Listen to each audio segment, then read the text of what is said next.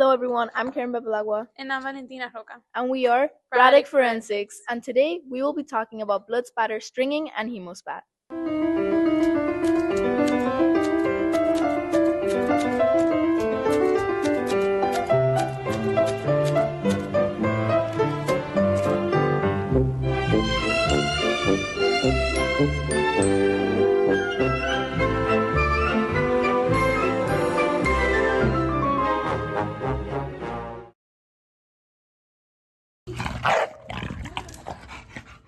Blood spatter stringing.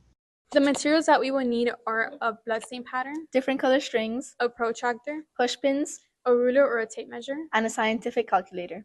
In this part of the investigation, blood spatter stringing is used to help determine the area of origin of the blood at a crime scene. A bloodstain pattern analyst or a crime scene investigator, also known as a CSI, attaches colored strings to multiple blood spatter stains and extends them backward at the same angle as the original blood droplets travel. Different color strings are used to distinguish between the separate blood stains being analyzed. As the strings intersect, they create a point or area that indicates where the blood likely originated from. This technique helps investigators reconstruct events at a crime scene and better understand the position and movement of the victim or object involved.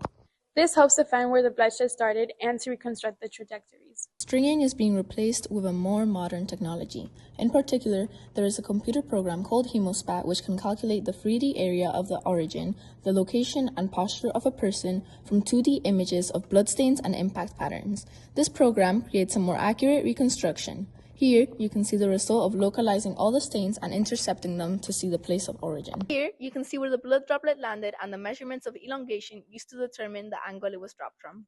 Thank you for paying attention.